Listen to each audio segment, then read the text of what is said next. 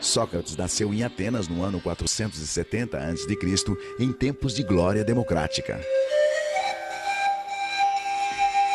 Filho de um escultor e de uma parteira, foi soldado, escultor, senador e, a partir da maturidade, filósofo.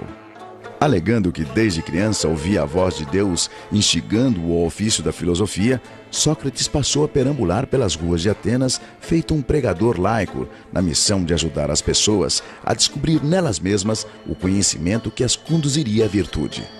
Sem cobrar dinheiro algum, aberto a quem quisesse ouvi-lo, ricos ou pobres. A pergunta essencial de Sócrates era: o que é a essência do homem?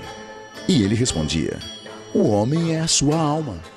Alma como razão, o eu consciente, a consciência intelectual e moral, o que distingue o ser humano de todos os outros seres da natureza. Sócrates e os filósofos sofistas abandonaram a preocupação dos filósofos pré-socráticos em explicar a natureza e se concentraram na problemática do homem.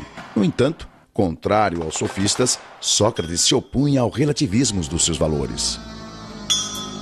Os sofistas formavam um grupo à parte de uma espécie de retóricos de aluguel. Valendo-se da arte da argumentação, eles relativizavam a ética e a moral, defendendo o que e a quem quer que fosse, desde que bem remunerados. A eles, Platão chamou de impostores e malabaristas de argumentos.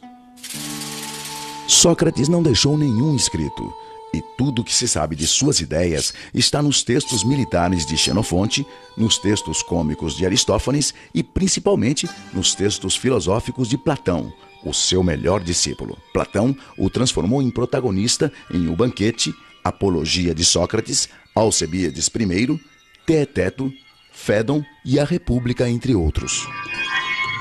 Sócrates acreditava que todos já nascem com conhecimento e que cabia ao mestre realizar o parto desse conhecimento. Ele entendia que só o conhecimento que vem da alma é capaz de revelar o verdadeiro discernimento do que é justo, bom e certo.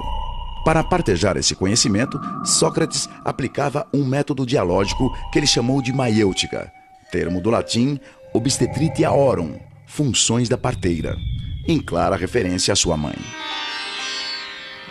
Ele dizia que assim como sua mãe ajudava a trazer à luz a vida, o filósofo ajuda a trazer à luz a verdade. Basta usar a razão. No começo do diálogo, Sócrates se posicionava como se não soubesse de nada do assunto e dava início ao colóquio com uma pergunta ao seu ouvinte, que a respondia com seu próprio jeito de pensar. O mestre, então, fazia de conta que aceitava o seu ponto de vista.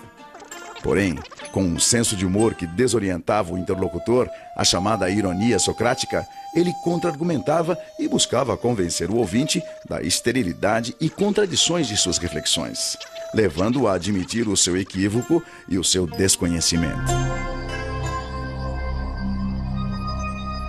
As perguntas feitas por Sócrates são próprias da chamada dialética socrática, isto é, do exercício de contrapor argumentos contrários.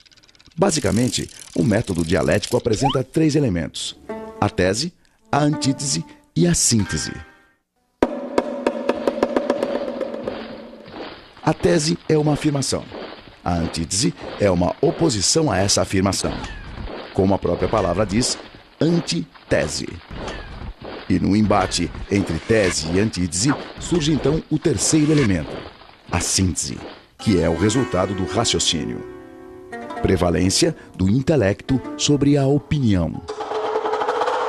O propósito desse rol de perguntas vinha da crença de Sócrates de que só existe uma maneira de conhecer a verdade: conhecendo-se a si mesmo.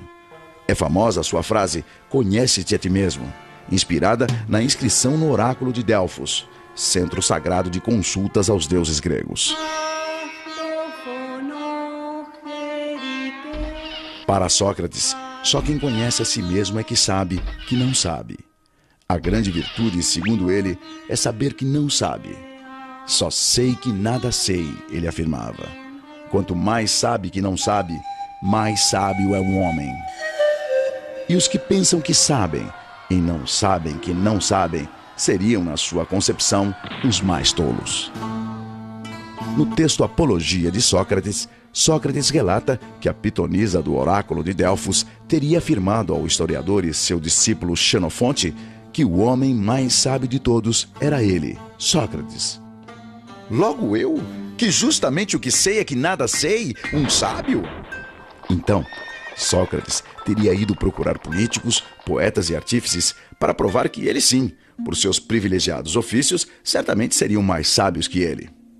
Porém, decepcionado com sua arrogância e soberba, Sócrates confessou finalmente entender o que significava ser sábio para Delfos. Sábio é o homem capaz de perceber seus limites e imperfeições, compreender as ilusões das aparências, a efemeridade das paixões e, com a razão, controlar-se. Só assim saberá depurar seu coração e sua alma e agir com justiça e retidão.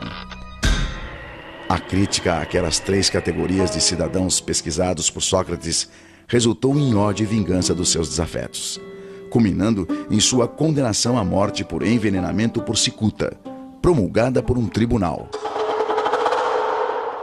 Seus acusadores foram Meleto pelos poetas, Anito pelos artífices e Licon pelos políticos.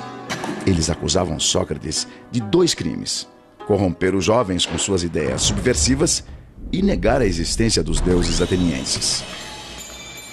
Recusando-se a abrir mão de suas ideias, que o libertariam da condenação abrandada para exílio, Sócrates enfrentou a morte aos 71 anos como um ato de coerência e dignidade. No dia de sua execução, narrado na Apologia de Sócrates, o mestre reuniu os amigos e discípulos e, antes de beber o cálice fatal, despediu-se. Se de fato é como um sono, a morte seria um maravilhoso presente, porquanto todo o tempo se resume a uma única noite.